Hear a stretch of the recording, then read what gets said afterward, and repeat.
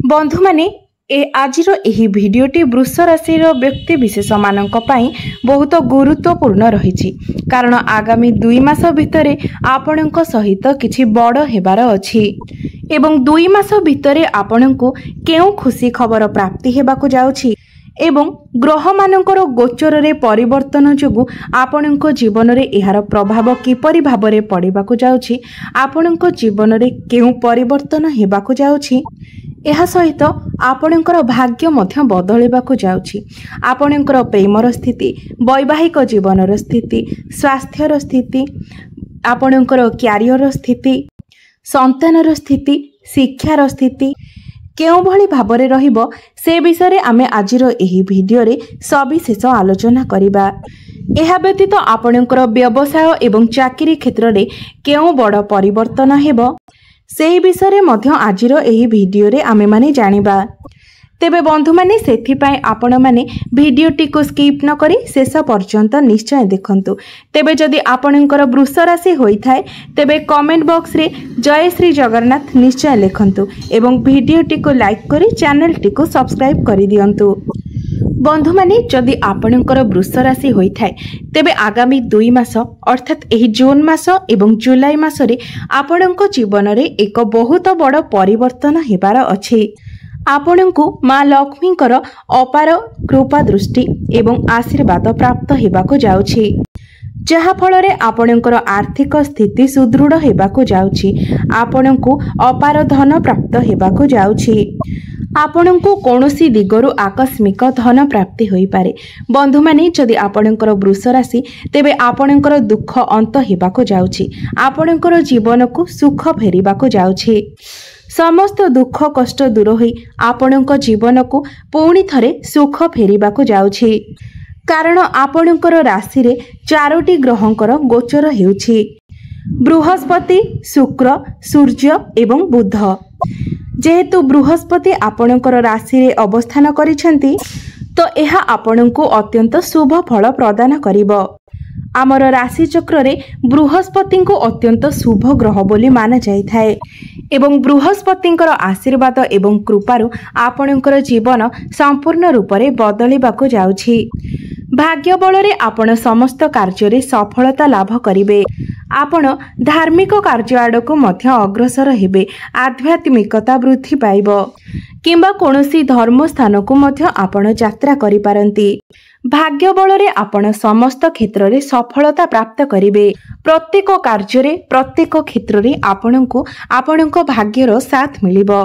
एही समय जदि आपण कोनोसी बड़ कार्यर आरंभ करिबा पई चाहुछंती किंबा कोनोसी बड़ इन्वेस्टमेंट करिबा पई चाहुछंती किंबा कोनोसी शुभ मांगलिक कार्य करिबा पई चाहुछंती तेबे एही समयटी आपणको पई बहुत शुभ रहिबो एवं एही समय आपण जहाँ भी चाहुंचंती प्रत्येक कार्य करि पारिबे प्रत्येक कार्य आपणको शुभ फल प्रदान करिबो। एहा व्यतीत जो माने संतान को नहीं चिंतित थिले सेमाननको संतान प्राप्तिर जोग मध्य बनुअछि संतान को नहीं आपण प्लानिंग करि पारंती आपणकर घर परिवार रे खुशीर माहौल लागी रहिबो।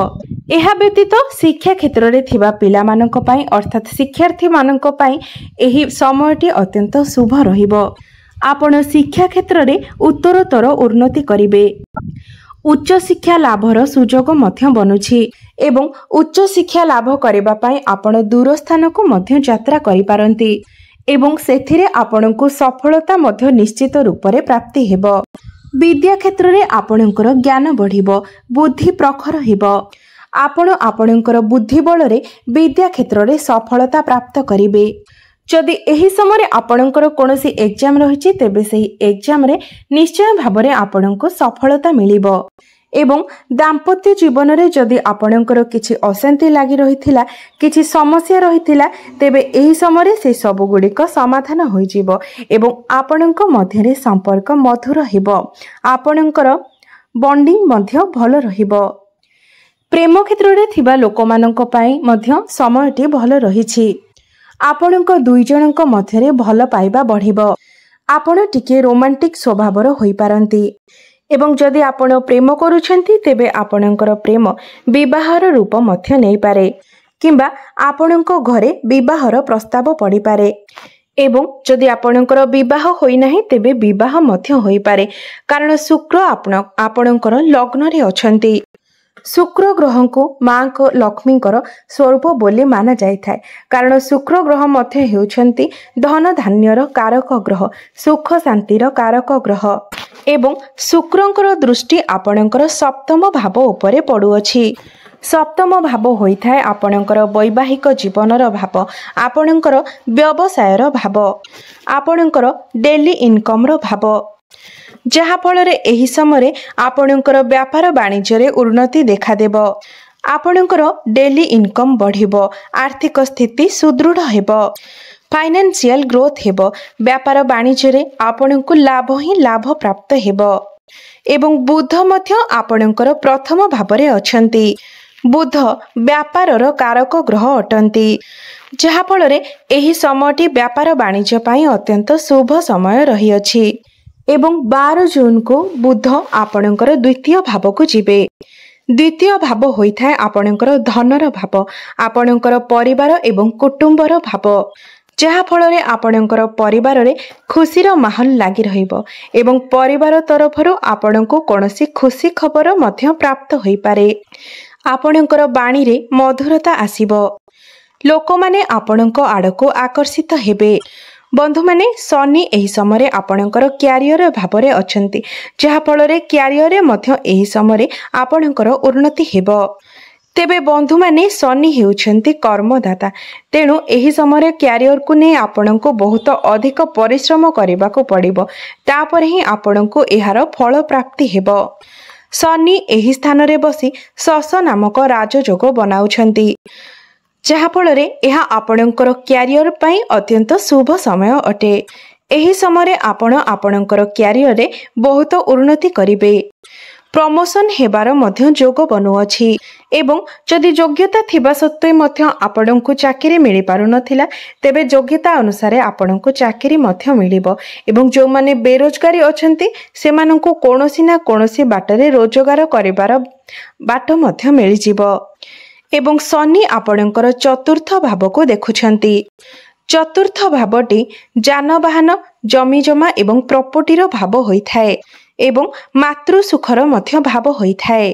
एही समय आपणको मांकर सुख प्राप्ति हेबो एवं आपण एही समय कोनोसी नुआ घर, जमीजमा किंबा प्रॉपर्टी मध्य किनि पारंती। मात्र आपणकर मांकर स्वास्थ्य रे टिकिए अवनति आसीपारे, सेथिप्रति आपण टिकिए ध्यान देबे। तांकर आंठु गंठी बिंधा भली समस्या देखा देई पारे, जॉइंट पेन भली समस्या देखा देई पारे, पादरे मध्य किछि समस्या देखा देई पारे। तो आपण मांकर स्वास्थ्य प्रति टिके ध्यान देबे एवं जत्नशील रहिबे। मात्र आपणकर स्वास्थ्य एही समय बहुत भल रहिबो कारण शुक्रंकर स्थिति बहुत भल रहिछि। एहा पूर्वरु जदि आपणकर कोनोसी स्वास्थ्य समस्या थिला तेबे ताहा एबे समाधान होई जिवो। स्वास्थ्य रे आपण उन्नति परिलक्षित करिवे एवं एही समय आपणकर कोनोसी एक बड़ इच्छा मध्य पूर्ण हेबो। आपण जहा इच्छा करिवे ताहा मध्य आपणको प्राप्त हेबो कारण भाग्य एही समय संपूर्ण रूप रे आपणकर साथ देबो। जदि आपण विदेश यात्रा करबाको चाहुथिले तेबे विदेश यात्रार मध्य जोग बनुअछि। एहा सहित छोट मोट यात्रा करिवार मध्य जोग बनुअछि। जदि कोर्ट कचेरी रे आपणकर कोनोसी मामला चलीथिला तेबे ताहा मध्य आपणकर सपक्ष रे जीवो। आपण एही समय रे ऋण नै पारंती किंबा काहाकू ऋण देई पारंती।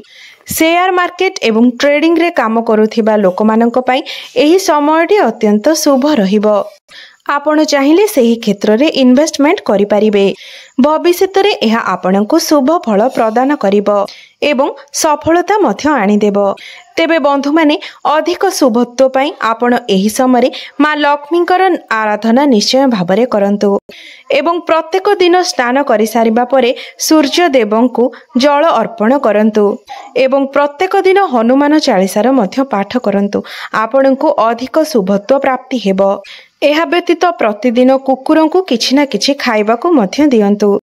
आपणकर जीवन मंगलमय हो, एहा ही भगवानक निकटरे प्रार्थना। धन्यवाद।